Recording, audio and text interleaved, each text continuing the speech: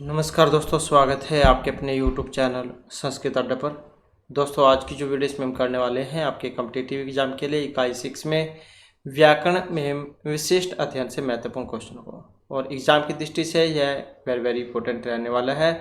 और चाहे आप इसमें किसी भी संस्कृत के एग्ज़ाम की तैयारी कर रहे हो, चाहे इसमें आपका स्टेट वाला एग्ज़ाम है जो कि जिसके फार्म अभी जल्दी फार्म फिल होने शुरू हो जाएंगे, स्टेट है, DT प्लस भी है, या PGT वाली वैकेंसी, या असिस्टेंट प्रोफेसर है, या कोई अन्य आपका एग्ज़ाम है TST PST में, तो ये जो है व्याकरण वाला पार्ट है सभी एग्जामों के लिए महत्वपूर्ण रहने वाला है। इनसे पहले वाली जो वीडियो थी उसमें हमने परिभाषा, संधि, शुभंत इनको कंप्लीट किया था। इसके अलावा जो इससे पहले के जो ये 5 जो पार्ट है वो हमने कंप्लीट कर लिए थे। इनको अगर आप देखना चाहते हैं तो इसे आप हमारे चैनल की प्लेलिस्ट में जाकर देख सकते हैं। तो आज की वीडियो में यहाँ पर जो समास है ये रहने वाला है और एग्ज़ाम की दृष्टि से महत्वपूर्ण रहेगा, क्योंकि एग्ज़ाम में चाहे आपका छोटा एग्ज़ाम है या हाई लेवल वाला कोई सा भी कॉम्पिटिटिव एग्ज़ाम है उसमें समास जरूर आते हैं। तो इनको हम यहाँ पर विस्तार पूर्वक पढ़ने वाले हैं। तो सबसे पहले आ जाता है हमारा समास क्या होता है, समास कैसे बना है। तो सम उपसर्ग पूर्वक अस धातु से घ प्रत्यय होने पर समास बनता है। समास कैसे बना है? सम उपसर्ग पूर्वक अस धातु में घ प्रत्यय के लगने पर, जिसे सु की प्राप्ति हो जाने पर पुल्लिंग की प्रथमा विभक्ति एकवचन में समास पद ये सिद्ध होगा। तो सम उपसर्ग पूर्वक अस धातु और घ प्रत्यय से समास बना है। समास पद का शाब्दिक मतलब है संक्षेप।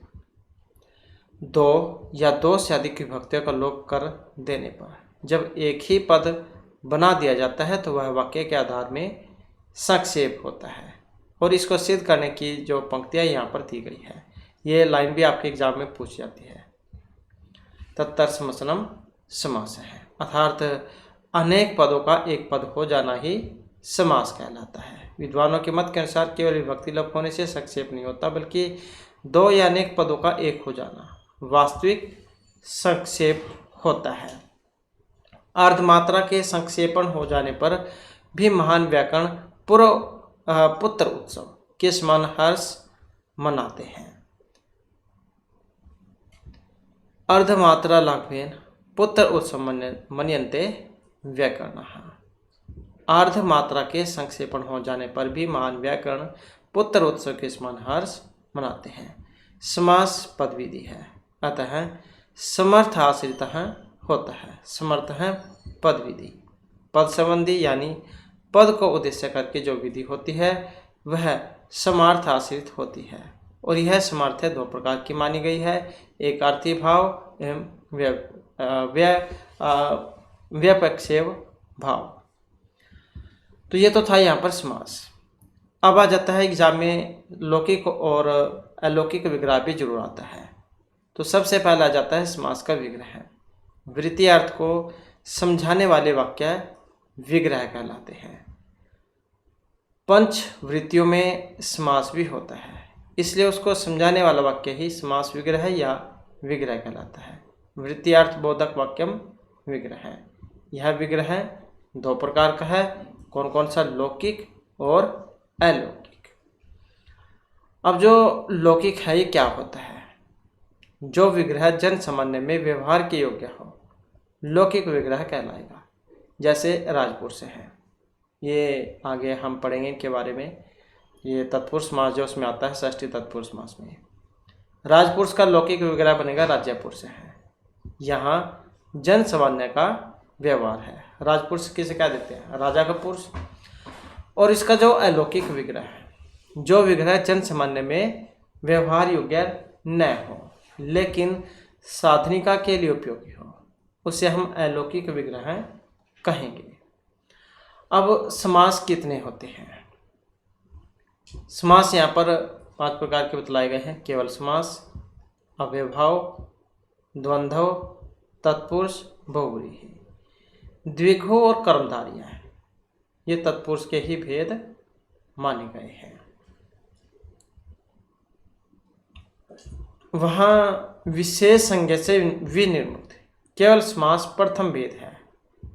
जो विशेष संज्ञा से विनिर्मुक्त केवल समास प्रथम भेद है। तो ये सबसे पहला समास है केवल समास। प्रायः है पूर्व पदार्थ प्रधान अव्ययभाव समास द्वितीय भेद है, जिसमें पूर्व पद प्रधान होता है, पहला पद वह अव्ययभाव समास होता है। ये भी आपके एग्जामों में पूछा जाता है। प्रायः उत्तर पदार्थ प्रधान तत्पुरुष समास है, तृतीय भेद है। तो जिसमें पूर्व पद होगा अव्ययभाव या अव्यय उपसर्ग होगा तो अव्ययभाव समास, जिसमें उत्तर पद मतलब दूसरा पद प्रधान होगा तो वह कौन सा होगा, तत्पुरुष समास। तत्पुरुष समास के दो का भेद कर्मधारय है, कर्मधारय का भेद आगे द्विगु समास है। प्रायः अन्य पदार्थ प्रधान बहुव्रीहि समास, तो जिसमें न पूर्व न उत्तर बल्कि अन्य ही पद प्रधान होगा तो वहाँ बहुव्रीहि समास होगा। ये चौथा भेद है। और उभय अर्थ प्रधान द्वंद्व समास है, जिसमें दोनों ही पद प्रधान हो, प्रथम और द्वितीय, तो वहाँ पर द्वंद्व समास होगा।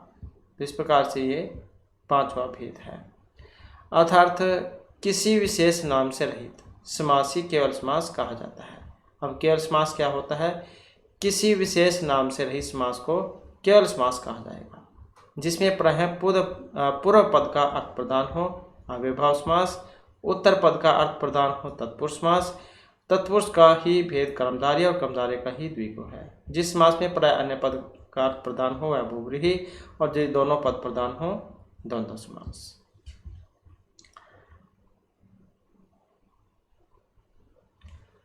अब यहाँ पर आ जाता है सबसे पहले अव्ययभाव समास।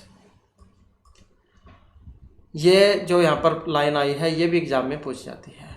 प्रायः पूर्व पदार्थ प्रधान है समास है, जिसमें पूर्व पद प्रधान हो समास होता है, या जिसमें सुर में अव्यय उपसर्ग हो वह समास होता है। तो प्रायः पूर्व पद पदार्थ प्रधान है अव्ययभाव है समास है। तो कौन सा होता है, अव्ययभाव समास। इस समास में दोनों पदों में से प्रथम पद अव्यय होता है जबकि दूसरा पद संज्ञा होता है। ये भी एक बार जो एग्जाम में लाइन पूछी गई थी, कई बार क्या है उदाहरण देकर इसी प्रकार से पूछ लिया जाता है कि जिसमें प्रथम पद अव्यय हो और दूसरा पद संज्ञा हो तो वह समास कौन सा होता है। इस प्रकार देखने को मिली थी पहले भी कई बार। तो दोनों पद मिलकर अव्यय हो जाते हैं तो उसे हम अव्ययभाव समास कहेंगे। जैसे अधि हरि, हरि में हरि की आदिशु, ये इनका आगे विग्रह होता है जो हम आगे जब इनके उदाहरण आएंगे तो उसमें पढ़ेंगे। तो यहाँ पर इसकी पहचान आप आसानी से कर सकते हैं अव्ययभाव समास की। शुरू में आपको अव्यय उपसर्ग उसमें देखने को मिलेगा, जैसे यहाँ पर अधि है। अर्थार्थ किन्हीं विशिष्ट अर्थ के वाचक अव्ययों के साथ संज्ञादि पदों का समास होने पर जो अव्यय नहीं था वह जिस समास की विशेषता है उसे अव्ययभाव समास के नाम से जाना जाता है। अव्ययभाव समास के अंत में यदि स्वरक दीर्घ है तो वह हर्ष हो जाता है और समास विग्रह को समासिक पद में बदलते हैं तो वह पद अव्यय होता है। अव्ययभाव समास है, इसके उदाहरण यहाँ पर दिए गए हैं। जैसे उपभार्या, उपभार्यासु उपभार्यम, उपनदी, उपनदीसु उपनदी, उपयमुना, उपयमुनमसु उपयमुनम। तो बस आप पहचान कर सकते हैं, देख सकते हैं शुरू में यहाँ पर अव्यय उपसर्ग है। अव्ययभाव समास को निम्न सूत्र के माध्यम से भी बताया जाता है। ये भी आपके एग्जाम में क्वेश्चन आता है, अव्ययभाव समास करने वाला सूत्र कौन सा है। अव्यय विभक्ति, समीप, समृद्धि, वृद्धि, अर्थाभाव या संप्रति शब्द। तो इनमें जो है समीप समृद्धि जो है इनके अर्थ में जो अव्ययभाव जो समास है वो होता है समीप समृद्धि और वृद्धि, अर्थाभाव इनमें। तो जो आगे भी यहाँ पर बतलाए गए हैं कितने होते हैं और ये भी आपके एग्जाम में क्वेश्चन पूछा जाता है। प्रादुर्भाव, तो ये सारे के सारे यहाँ पर बताए गए हैं। विभक्ति अर्थ आदिशु विद्यमानम अव्ययम समर्थेन स समस्यते स अव्ययभाव है। अव्ययभाव समास जाए 16 अर्थ में होता है। अब जो यहाँ पर 16 अर्थ कौन कौन से हैं तो ये आपके एग्जाम में पूछ जाते हैं कि जो उदाहरण पूछा जाएगा कि उसमें किस अर्थ में ये यहाँ पर अव्ययभाव समास हुआ है। विभक्ति अर्थ में है, समृद्धि अर्थ में है, अर्थाभाव, असंप्रति, पश्चात, अनुपूर्व्य मतलब अनुक्रम, सादृश्य, साकल्य, समीप्य, वृद्धि, वृद्धि का भाव, अव्यय, अतीत होना, शब्द प्रादुर्भाव, यथार्थ, योगपद, संपत्ति, अंत। मतलब इनमें से जो 16 हैं किस अर्थ में यहाँ पर अविभाज्य समास हुआ है, इस प्रकार से पूछा जाता है। इन अर्थों में स्वंत के साथ समास होता है, जो आपको आगे भी अब देखने को मिल जाएगा। तो जैसे सबसे पहले यहाँ पर अधिहरि, हरौ इति लौकिक विग्रह हो जाएगा, हरि गी अधिसो, यह लौकिक विग्रह है और देखकर ही आप पहचान जाओगे अव्ययभाव यहाँ पर समास है। अधि गोपम है, जैसे गोपग यदिशु, गोपी इति लौकिक, गोपग यदिशु अलौकिक, अव्ययभाव समास। उपकृष्णम या उपकृष्ण, कोई सभी आ जाए, कृष्ण से समीपम लौकिक विग्रह है, कृष्ण का शुभसु अलौकिक। सुमद्रम मद्रा नाम स्मृति है, तो मद्र आमसु अलौकिक विग्रह है। यहाँ पर पूछा जाएगा समुद्र में किस कारण से अविभाव समास हुआ है, तो ये समृद्धि अर्थ में। उपकृष्ण में किस कारण से समास हुआ है, समीपता के कारण, तो ये एग्जाम में पूछे जाते हैं आपके। दुर्यवनम है, यवना नाम वृद्धि है, यवन आम दूरसो, यहाँ पर दुर्यवनम में समास किस कारण से हुआ है, वृद्धि के कारण। निर्मक्षिकम, मक्षिका नाम अभाव, इसमें किस कारण से है, अभाव के कारण। अति हिमम, हिमस्य अत्य है, इसके कारण। हिमगस अतिशो। अति निद्रम, निद्रा संप्रति न युज्यते, निद्रा असंप्रति इति, तो इस कारण से यहाँ पर समास है। ये लौकिक अलौकिक विग्रह एग्जाम में आता है और पहचान तो आप जो एकदम से कर ही लोगे, क्योंकि शुरू में उपसर्ग आपको देखने को मिलेगा। इति हरि, इसका क्या बनेगा, हरि शब्द से प्रकाश है या हरे है इति। हरिगस इति सो। अनुविष्णु, विष्णु पश्चात या अनुविष्णु, ये विष्णुगस अनुसु अलौकिक। अनुरूपम, रूपस्य योग्यस योग्यम, रूपगस अनुसु। प्रत्यर्थम अर्थार्थम प्रति, अर्थ हम प्रति सो। यथाशक्ति है, शक्ति अनति क्रम में, यथाशक्ति शक्ति अंति क्रम में, तो शक्ति अम यथासो। सहरि हरे सादृश्यम, सह के कारण, हरिगस सहसो। अनुज्येष्ठम, ज्येष्ठस्य अनुपूर्वे, अनुज्येष्ठम, ज्येष्ठगस अनुसु। सचक्रम, चक्रेन युगपत्, चक्रटा सहसु। सखी सदृश है, सख्या या सख्या सह, सखीटा सहसु। सतृणम, तीर्णानाम सकल्यम, तीर्णम सहसु। सक्षत्रम, क्षत्राणाम संपत्ति ही या सह अर्थ में, क्षत्र आम सहसु अलौकिक विग्रह है। स अग्नि, अग्नि ग्रंथ पर्यंतम, अग्निटा सहसु। पंचगंगम, पंचा नाम गंगा नाम समार है, पंचन आम गंगा आम। द्वियवनम, द्वयो यवनो समाहार है, दिव्योस यवनोस अविभाव समास। उपसर्दम, सर्द है समीप, सर्दगस उपसु। प्रतिविप्साम, विपास है अभिमुख्या, विपासगस प्रतिशु। उपजर्सम, जराया समीपम, जरागस उपसु। उपराजम, राज्य है समीपम, राजनगस उपसु। अध्यात्मम, आत्मनि इति, आत्मनि अधिसु। उपचर्मम या उपचर्म, चर्मण है समीपम, चर्मणगस उपसु। उपसमिधम या उपस्मित, समिध है समीपम, समिधगस उपसु। अब यहाँ पर ये अलौकिक, लौकिक और अलौकिक विग्रह है। अब यहाँ पर हो सकता है कुछ बच्चों के अंदर ये आ रहा हो कि ये हमें कैसे पता लगा कि इनमें ये कैसे लगा है, तो ये जो विभक्तियाँ जो हैं इनके कारण ये यहाँ पर लगे हैं। जो ये सु अवजस जो होते हैं 21, तो ये वही वाले हैं। सु अवजस अमोर्चस, टाभ्याम बिस, केभ्याम गस, कसीभ्याम भ्यस, गस ओसाम गियो सुफुआ वाले, तो वही है ये। तो इसी वक्त के कारण यहाँ पर ये लगे हैं। तो ये तो है अव्ययभाव समास। इसके बाद आ जाता है जो तत्पुरुष समास है। इसमें प्रायण उत्तर पदार्थ प्रधान तत्पुरुष हैं, तृतीय हैं, तो मतलब जिसमें उत्तर पद प्रधान होगा वह तत्पुरुष समास कहलाएगा। प्रायण उत्तर पदार्थ प्रधान है, तत्पुरुष तृतीय है, मतलब जो जिसमें उत्तर पद प्रधान होगा तृतीय, तीसरे नंबर वाला समास होगा। तत्पुरुष एक समास पद है जो तत्पुरुष समास में ही है। जैसे तस्य पुरुष, तत् गस पुरुषो। अब तस्य ये हमने कल वाली वीडियो में शब्द रूप पढ़े थे, तो उसमें आप देख लीजिएगा। किसी को नहीं पता है, षष्ठी विभक्ति जो उसमें बनता है तो उसी में है। सह पुरुष है, तत्सु पुरुषो। सह एक वचन में है तो उसी कारण बना है तत्सु पुरुषो। तो इस प्रकार से होते हैं। तत्पुरुष इसमें द्वितीय पद प्रदान होगा। इसमें प्रथम पद द्वितीय पद के विशेषण के रूप में प्रयुक्त होता है। अब तत्पुरुष के भेद भी एग्जाम में आते हैं। इसके कितने भेद हैं?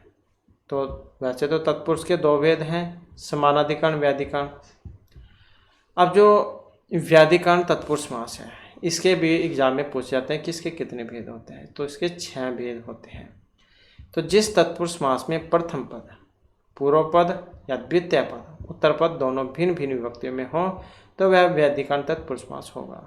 गो सुखम है, जैसे गोभ्य है सुखम, गोभ्य चतुर्थी, सुखम प्रथमा विभक्ति में है।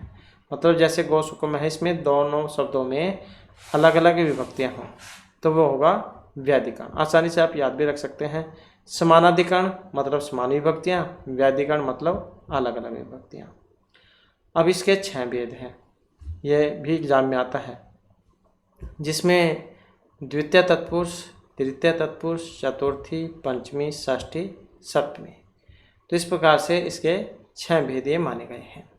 प्रथम पद जिस विभक्ति का है वह उसी विभक्ति से संबंधित तत्पुरुष कहा जाएगा। जैसे राजपुरुष है, राज्ञपुरुष है, राज्ञपुरुष आ गए राजा का आदमी। अब ये राज्य जो है इसमें कौन सी है? षष्ठी विभक्ति में बनता है। कल वाले शब्द रूप में आप देख लीजिएगा, राजन का रूप है जो हमने किया था कल, तो उसमें ये षष्ठी विभक्ति जो उसमें आता है तो षष्ठी तत्पुरुष समास हो जाएगा। इसी प्रकार से आप इसको याद रख सकते हैं। इसके बाद आ जाता है समानाधिकरण तत्पुरुष समास। इसके बाद है यहाँ पर समानाधिकरण तत्पुरुष समास। तो समान मतलब एक जैसा, तो जिसमें क्या है दोनों विभक्ति समान होंगी। तो जिसमें दोनों पदों की विभक्ति समान हो उसे हम समानाधिकरण तत्पुरुष समास कहेंगे। इसे हम कर्मधारय समास भी कहते हैं। जैसे कृष्ण सर्प है, सर्प इति इस वाक्य में सर्प की गमन क्रिया के साथ साथ उसकी विशेषता भी बतलाई गई है। तो यहाँ पर कृष्ण है और सर्प है, दोनों में क्या है प्रथमा विभक्ति का प्रयोग किया गया है। तो जिसमें दोनों ही विभक्तियां समान हो तो समानाधिकरण समास होगा। तो यहाँ समानाधिकरण तत्पुरुष समास है। ये समानाधिकरण तत्पुरुष समास जो है इसके प्रमुख भेद भी हैं, जैसे कि अभी हमने पढ़ा था यहाँ पर। तो इसमें आ जाता है विशेषण पूर्व पद कर्मधारय है। समानाधिकरण तत्पुरुष समास में यदि प्रथम पद विशेषण और द्वितीय पद विशेष्य हो तो उसे हम विशेषण पूर्व पद कर्मधारय समास कहेंगे। जैसे नीलोत्पलम, नीलम उत्पलम, नीला कमल, तो वो होगा विशेषण पूर्व पद कर्मधारय, जिसमें पहला पद विशेषण और दूसरा विशेष्य हो। इसके बाद है उपमान पूर्व पद कर्मधारय। जब उपमान वाचक शब्दों के साधारण धर्म वाचक शब्दों का समास होता है, जब उपमानवाचक शब्दों के साधारण धर्मवाचक शब्दों का समास होता है तो वह उपमान पूर्व पद कर्मधारय समास होता है। जैसे घन श्याम है, घन इव श्याम है। घन में उपमान और श्याम में वर्ण साधारण धर्म है। तो ये हो गया कर्मधारय समास। तो 2 भेद हैं यहाँ पर तत्पुरुष के, मतलब कर्मधारय और द्विगु। अब आगे आ जाता है इसके बाद द्विगु समास। जिस समानाधिकरण तत्पुरुष समास में प्रथम पद संख्यावाची हो तो और दूसरा पद संज्ञा हो तो उसे हम द्विगु समास कहेंगे। ये भी लाइनें आती है एग्जाम में, तो इसलिए महत्वपूर्ण हो जाता है। यहाँ पर सिर्फ हमने इसके उदाहरण ही नहीं देखने हैं, ये जो लाइन है पंक्ति इसके बारे में जो बताई गई है वो भी हमें पता होनी चाहिए कि तत्पुरुष समास कहाँ पर होता है। तो शुरू में संख्या होगी और दूसरा पद संज्ञा होगा, उसे हम द्विगु कहेंगे। पहचान आप कैसे कर सकते हैं? शुरू में संख्या दी गई होगी। पंचा नाम गवा नाम समाहार है। पंच गौ 5 गायों का समूह। अब यहाँ पर ये आएगा आपके एग्जाम में पंच गौ, तो इसमें आप देखते ही पहचान जाओगे कि शुरू में संख्या दी गई है। पंच मतलब 5 गायों का समूह समाहार। तो यहाँ पर शुरू में ही संख्या हो बाद में संज्ञा हो तो उसे हम द्विगु समास कहेंगे। तो इस अर्थ में क्या है, द्विगु समास होगा और ये हमेशा नपुंसकलिंग एकवचन में होगा। पहचान कैसे है, माँ आपको देखने को मिलेगा। इसके बाद है तत्पुरुष समास। तत्पुरुष समास के उपभेद, जैसे न्याय तत्पुरुष समास है, इसके 3 भेद हैं जो वेरी वेरी इंपॉर्टेंट है, ये भी बहुत ज़्यादा एग्जाम में आते हैं। न्याय तत्पुरुष समास जिसमें पूर्व पद न्याय मतलब ना हो और उत्तर पद कोई संज्ञा हो या कोई विशेषण हो तो वहाँ पर न्याय तत्पुरुष समास होगा। जैसे अभ्रमण है तो क्या बनेगा, न भ्रमण है। इसको भी आप एकदम से देखकर ही पहचान जाओगे, आपको अ लगा हुआ उसमें देखने को मिलेगा शब्द में। अभ्रमण है, ना भ्रमण है। तो यह है न्याय तत्पुरुष समास की पहचान। दूसरे नंबर पे आ जाता है प्रादि तत्पुरुष समास। तो जिस तत्पुरुष समास में प्रथम पद को गति संज्ञक या प्र आदि होता है तो उसे हम प्रादि तत्पुरुष समास कहेंगे। जिस तत्पुरुष समास का प्रथम पद को गति संज्ञक या प्र आदि हो तो वहाँ पर प्रादि तत्पुरुष समास होगा। जैसे को पुरुष हैं, कुत्सित पुरुष हैं, प्राचार्य हैं, प्रगत हैं, आचार्य हैं। और ये भी वेरी वेरी इंपॉर्टेंट है। को पुरुष हैं, प्राचार्य है, कौन सा समास है, प्रादि तत्पुरुष समास। पहचान भी आप आसानी से कर सकते हैं, इसमें को होगा और लगा हुआ किसी भी शब्द में या फिर प्रा होगा। इसके बाद आ जाता है उपपद तत्पुरुष समास। जिस तत्पुरुष समास का प्रथम पद उपपद और द्वितीय पद कृदंत होता है। प्रथम पद उपपद और द्वितीय कृदंत होगा तो उसे हम उपपद तत्पुरुष समास कहेंगे। जैसे कुंभकार है, कुंभम कृति थी कुंभकार है, जो गड़े बनाने वाला होता है कुम्हार, उसे क्या देते हैं, तो कुंभम करोति, जो गड़ा बनाता है, तो वही है उपपद तत्पुरुष समास। आगे जाए यहाँ पर तत्पुरुष समास के जो उदाहरण हैं ये बतलाए गए हैं। जैसे शब्द आ जाता है वृक भीत है, लौकिक विग्रह क्या बनेगा, वृकात भीत है। वृकाद किस में बना है, जैसे हमने शब्द रूप किए थे राम वाले, रामात बनता है, तो वैसे ही यह भी बनेगा। तो वृक गसी भीतसु। पंचमी तत्पुरुष समास, यहाँ से आप इसकी पहचान कर सकते हैं और यहाँ पर कौन सा लगेगी इसमें तो वो भी आप पहचान कर सकते हैं। स्तोकान मुक्त है तो स्तोकाद मुक्त है या स्तोकान मुक्त है, स्तोगसी मुक्त। पंचमी तत्पुरुष समास। अंतिकाद आगत है तो क्या बनेगा, अंतिकाद आगत है। अंतिगसी आगतसु पंचमी तत्पुरुष समास। अभ्यासाद आगत है, अभ्यासात आगत है, अभ्यासगसी आगतसु। दुराद आगत है, दुरात आगत है, यह दुराद आगत है, दुर्गसी आगतसु। कृच्छाद आगत है, कृच्छाद आगत है, कृच्छ गसी आगतसु। राजपुरुष हैं, राज्यपुरुष हैं, राजनगस पुरुषो। षष्ठी तत्पुरुष समास। तो ये एग्जाम में आपके पूछे जाते हैं, ये वाले ये जो है ये पूछे जाएंगे। जैसे ये दे दिया जाएगा पूर्वकाय है, इसमें कौन सा समास आया है, तब आपने बताना होगा षष्ठी तत्पुरुष समास। या अगर लौकिक या लौकिक विग्रह पूछा जाए तो भी ये वाले बताने होंगे। पूर्वकाय है पूर्वम कायस्य, पूर्वसु कायगस, षष्ठी तत्पुरुष समास। अपर काय है कायस्य अपरम, कायगस अपरसु, षष्ठी तत्पुरुष समास। अर्धरिच है, रिच है अर्धम, ऋष गस अर्ध सु, षष्ठी तत्पुरुष समास। अर्धपीपली, अर्धम पीपल्या, अर्धसु पीपलिकास, षष्ठी तत्पुरुष समास। राजदंत है, दंता नाम राजा, दंत आम राजनसु, षष्ठी तत्पुरुष समास। अक्षोंड है, अक्षेशु सोंड है, अक्ष शुभ सोंडसु, सप्तमी तत्पुरुष समास। अक्ष धूर्त है, अक्षेशु धूर्त है, अक्षुभ धूर्सु, सप्तमी तत्पुरुष समास। कृष्णाश्रित है, कृष्णम श्रित है, कृष्णम श्रितसु, द्वितीय तत्पुरुष समास। इसी प्रकार से नेक्स्ट है यहाँ पर ये आशातीत है, आसाम अतीत है, आशा हम अतीतसु। नरक पतित है, नरकम पतित है, नरकम पतितसु। स्वर्गत है, स्वर्गम गत है, स्वर्ग अम गतसु। दुख अतीत है, दुखम अतीत है, दुखम अतीतसु, द्वितीय तत्पुरुष समास। सुख प्राप्त है, सुखम प्राप्त है, सुखम प्राप्तसु। कूप अत्यस्त है, कूपम अत्यस्त है, कूपम अत्यस्तु, द्वितीय तत्पुरुष समास। कष्ट आपन्न है, कष्टम आपन्न है, कष्टम आपन्नसु, द्वितीय तत्पुरुष समास। संकुला खंड है, संकुलीय खंड है, संकुलाटा खंडसु, तृतीय तत्पुरुष समास।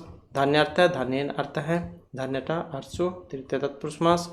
हरित रहते हैं, हरिणत रहते हैं, हरिता त्रात्सु तृतीय तत्पुरुष समास। नख भिन्न है, नखई भिन्न है, नख बीस भिन्नसु तृतीय तत्पुरुष समास। और ये दो हैं, नख भिन्न है और नख निर्भिन्न है, नखई निर्भिन्न है, नख बीस निर्भिन्न सो तृतीय तत्पुरुष समास। युप दारु, युपाय दारु, युपगे दारुसु चतुर्थी तत्पुरुष समास। तो इस प्रकार से ये है। इसके बाद आ जाता है हमारा यहाँ पर बहुव्रीहि समास। प्रायण अन्य पद प्रधान बहुव्रीहि, जिसमें अन्य ही पद प्रधान हो तो वहाँ पर बहुव्रीहि समास होता है, जिसमें न पूर्व पद न उत्तर पद बल्कि अन्य पद प्रधान होगा, उसे हम बहुव्रीहि समास कहेंगे। जैसे लंबोदर है या दशानन है। दशानन हम किसको कहते हैं? दशानन हम रावण को कह देते हैं, 10 मुख हैं जिनके। तो इसमें न पूर्व पद न उत्तर पद बल्कि अन्य प्रधान होगा कि हमने इसमें देखा दशानन किसको कहा जाता है, तो दशानन जो है रावण को कहते हैं। तो ये हमें पता लगा, तो मतलब अन्य पद प्रधान हुआ। तो जिसमें पूर्व और उत्तर पद प्रधान अन्य पद प्रधान होते हैं तो वहाँ पर बहुव्रीहि समास होता है। तो जिसमें पूर्व पद तथा उत्तर पद अप्रधान और अन्य पद प्रधान होगा तो वहाँ पर बहुव्रीहि समास होगा। भाव है कि बहुव्रीहि में जितने भी पद होते हैं वे सभी मिलकर किसी दूसरे पद के विशेषण होंगे। जैसे लंबोदर है, लंबम उदरम यशस है। यहाँ लंब उदरम दोनों विशेषण विशेष्य है, लेकिन वे किसी अन्य की विशेषता बतला रहे हैं। तो किसकी? गणेश की। तो जैसे कि अभी हमने दशानन वाला उदाहरण पढ़ा था, 10 है मुख जिनके, अर्थात रावण के लिए प्रयोग में आता है। पीताम्बरा भी आता है इनके बारे में, जैसे कि यहाँ पर दिया भी गया है, आगे हम पढ़ेंगे, ये 2 में आता है। तो यहाँ पर विशेष भी दिया गया है कि समास में समस्यमान पद अन्य पदार्थ के विशेषण होते हैं। तत्पुरुष और बहुव्रीहि में यही अंतर है कि तत्पुरुष समास में प्रथम पद द्वितीय पद का विशेषण होता है। पीताम्बरम, पीतम अम्बरम। पीले कपड़े वाला, पीले कपड़े कौन धारण करते हैं? श्री कृष्ण जी धारण करते हैं। तो यहाँ पर अन्य पद प्रधान हुआ, हमें पता लगा कि पीताम्बर या यहाँ पर ये श्री कृष्ण जी जौन के लिए प्रयोग में आता है। यह क्रमधारय तत्पुरुष हुआ। और बहुव्रीहि में दोनों पद मिलकर तीसरे अन्य पद के विशेषण बनते हैं। जैसे पीताम्बर, पीतम अम्बरम यशस अर्थात कृष्ण। तो पीताम्बर जो है पीतम अम्बरम यशस है, अर्थात कृष्ण जी जौन के लिए प्रयोग में आता है। बहुव्रीहि समास में अन्य पद प्रधान होता है, अर्थात बहुव्रीहि समास किसी अन्य पद का विशेषण होता है और अन्य पदार्थ विशेष्य है। और यह अन्य पदार्थ विग्रह वाक्य में प्रथम विभक्ति को छोड़कर से सभी विभक्तियों में होते हैं। विग्रह करने पर यम, येन, यस्य, यस्मात्, यस्मिन् ये वाले जो शब्द आपको देखने को मिलेंगे, जो वेरी वेरी इंपॉर्टेंट, जिनसे आप पहचान भी कर सकते हैं। यम, येन, यस्य, यस्मात्, यस्मिन् आदि शब्द अन्य पदार्थ के लिए प्रयुक्त होते हैं। तो अगर जहाँ पर भी आपको विग्रह में ये वाले देखने को मिले तो इसका मतलब है बहुव्रीहि समास में वो बनाया गया है। बहुव्रीहि समास जो है, इसके भेदों की बात करें तो 4 भेद इसके बतलाए गए हैं। समानाधिकरण, व्याधिकरण, तुल्ययोग और व्यतिहार। अब जो समानाधिकरण है क्या है? इसमें दोनों पद प्रधान होंगे, मतलब दोनों पद प्रथमांत होते हैं। जैसे प्राप्तम उदकम यम, प्राप्त उदक है अर्थात गांव के लिए प्रयोग में आता है। इसमें पूर्व पद प्राप्तम है और दूसरा उत्तर पद उदकम है, तो ये दोनों पद प्रथमांत होंगे, मतलब समान विभक्तियाँ जैसे कि हमने पहले पढ़ा था। इसके बाद व्यधिकरण, इन दोनों पदों में विभक्तियाँ असमान रहती हैं। चंद्र हैं शेखरे यशस है, चंद्र शेखर हैं, चंद्रमा है शिखर पर जिनके, किनके शिखर पर? भगवान शिव के है। तो इसमें पूर्व पद चंद्र में प्रथमा और शेखरे में सप्तमी विभक्ति है, तो जिसमें अलग अलग विभक्तियाँ व्यधिकरण समास। इसके बाद है तुल्ययोग, जिसका अर्थ समान संबंध होता है। यह प्रायः सह के योग में जो प्रयोग में आता है। पुत्रेण सहित है, सपुत्र हैं अर्थात पिता के साथ, पुत्रेण सहित मतलब पुत्र सहित, सपुत्र हैं। तो ये प्रायः सह जो है इसके योग में प्रयोग में आता है। कह देते हैं कि सह परिवार जो आपको निमंत्रण है। व्यतिहार, जब एक संबंधी क्रिया को अन्य व्यक्ति करने लगता है। जब एक संबंधी क्रिया को अन्य व्यक्ति करने लगता है तो दूसरे के लिए निश्चित क्रिया को जब पहले करने लगता है तब वह व्यतिहार होता है। इसके बाद जो है यहाँ पर जो बहुब्रीहि समास है इसी के उदाहरण बतलाए गए हैं। जैसे कंठे काल है, कंठे काल है यशस है, कंठ की काल सो बहुब्रीहि समास। प्राप्त उदक है, प्राप्तम उदकम यम से है, प्रापत्सु उदकसु बहुब्रीहि समास। पीताम्बर है, पीतम अम्रम यशस है, पित्सु अम्बरसु। प्रपर्ण है, पर पितानी पर्णानी यस्मात् से है, परपित जस पर्ण जस। अपुत्र है, विद्यमान है, पुत्र यशस है, विद्यमान सु पुत्र सु। चित्रगुह चित्रगांव यशस है, चित्राजस कोजस। रूपवत भार्य रूपति भार्या यशस है, रूपवत सु भार्य सु। ये उसके लिए आता है जिसकी पत्नी सुंदर हो। इसके बाद है दीर्घ सक्त है, दीर्घ सक्थिनी यशस है, दीर्घ औ शक्ति औ। जल जाक्षी जल जैव अक्षिणी यश है, जल औ अक्षियो। द्विमूर्ध है, द्विमूर्धानो यशस है, द्वियो मूर्धनाओ। त्रिमूर्ध है, त्रय मूर्धान यशस है, त्रिजस मूर्धन जस। व्याघ्र पात है, व्याघ्र से पादो यश है, व्याघ्र जस पाद औ।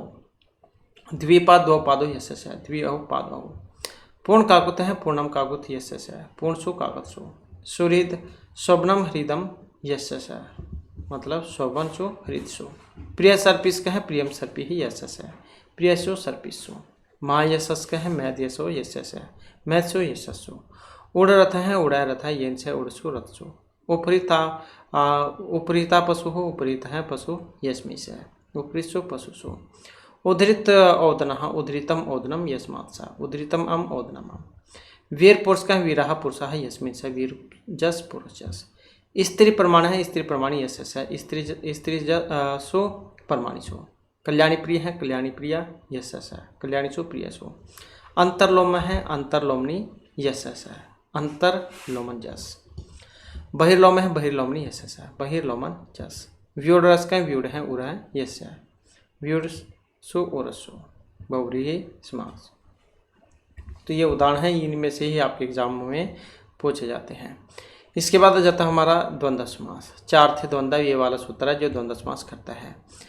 तो जिसमें प्रायः पूर्व पद और उत्तर पद दोनों ही पद प्रधान होंगे तो वहाँ पर द्वंद्व समास होगा। च और इनके द्वारा ये जोड़ा जाता है, दो या दो से अधिक संज्ञाओं को जोड़ा जाता है चा के द्वारा। अब इसके भी जब भेदों की बात करें तो तीन भेद हैं जो वेरी वेरी इंपॉर्टेंट है, एग्जाम में बहुत ज़्यादा पूछे भी जाते हैं। तीन भेद हैं इसके, इतरेतर, समाहार और एक शेष द्वंद्व समास। अब इतरेतर द्वंद्व समास क्या है? जहाँ द्वंद्व में आए हुए दोनों पदों का अपना अलग अलग अस्तित्व हो वहाँ पर इतरेतर द्वंद्व समास होगा। मतलब क्या है, दोनों अलग अलग होंगे। जैसे शिव केशव है, अब शिव और केशव ये दो नाम हैं, दोनों का अपना मतलब है, दोनों के नाम अर्थ अलग अलग हैं। तो शिव और केशव का अलग अलग अस्तित्व है, मतलब दो शब्द जुड़े हुए हैं, दोनों का नाम अलग अलग है, तो वहाँ पर होगा इतरेतर द्वंद्व समास। समाहार की बात करें तो समूह का बोध कराता है। तो जिस समास में आए हुए पद अपना अर्थ बतलाने के साथ साथ समूह या समाहार का बोध कराएंगे तो उन्हें हम समाहार द्वंद्व समास कहेंगे, और नपुंसकलिंग के एक वचन में ये हमेशा होगा। पाणिपादम, पाणी च पादौ च तेषां समाहार है, तो यह है पाणिपादम। पहचान भी आप कर सकते हैं माँ वाली, जैसे कि हमने पहले भी बात की थी। तो जहाँ पर समूह का बोध होगा तो वहाँ पर समाहार द्वंद्व। एक शेष द्वंद्व जिसमें अकेला ही शेष बचता है। तो जिस द्वंद्व समास में दो या दो से अधिक पदों में से केवल एक ही पद शेष रहेगा तो वहाँ पर एक शेष द्वंद्व समास होगा। माता च पिता च, तो क्या आएगा एग्जाम में? पितरों। इसमें समास कौन सा है? तो जिसमें अकेला ही शब्द आया है और इसी से हम दोनों के बारे में पता लग गया है, माता और पिता के बारे में। पितरों, माता च पिता च। तो समस्त पद का वचन समास के अंगभूत शब्दों की संख्या के अनुसार होगा। यदि समास में पुल्लिंग व स्त्रीलिंग दोनों प्रकार के शब्द हों तो समस्त पद पुल्लिंग में बनेगा। आगे फिर यहाँ पर इसी के जो उदाहरण दिए गए हैं। धव खदीरो, धव च खदीर च, धवसु खदीर सु द्वंद्व समास। संज्ञा परिभाषम, संज्ञा च परिभाषा च, संज्ञा सु परिभाषा सु मतलब च जो आपको देखने को मिलेगा। पाणिपादम, पाणी च पादौ च, पाणी औ पादौ। प्राविट सर्दो, प्राविट च सर्द च, प्राविट सु सरसु। अर्थ धर्मो, अर्थ च धर्म च, अर्थसु धर्मसु। हरिहरौ, हरि च हर च, हरिसु हरसु। शिव केशव शिव च केशव च शिवसु केशव सु। पितरौ माता च पिता च मातृसु पितृसु। और रामौ राम है च बलराम है च मातृसु बलरामसु। अष्टमी स्त्री अष्टौ च मिस्ति च अष्टंजस मिस्ति जस। इस कृष्णौ ईश च कृष्ण च ईशु कृष्णसु। मर्दंगिक वर्णिकम मर्दंगिक च है वेणविक च है मर्दंगिक सु वेणविक सु। रथिका स्वरोहणम रथिका च है आसव आरोह च है रथिक जस आसव आरोही जस। त्वक शस्त्रजम त्वक च स्त्रक च त्वक्षु स्त्रक्षु। वाक्तवचम वाक् च त्वक च वाक्सु त्वक्षु। राम लक्ष्मणौ राम च लक्ष्मण च रामसु लक्ष्मणसु। द्वादश दो च दस च द्विओ दशंचास। अहोरात्र अह च रात्रि च अहंसु रात्रिसु। कुक्कट मयूरौ कुक्कट च मयूरी च कुक्कटसु मयूरीसु।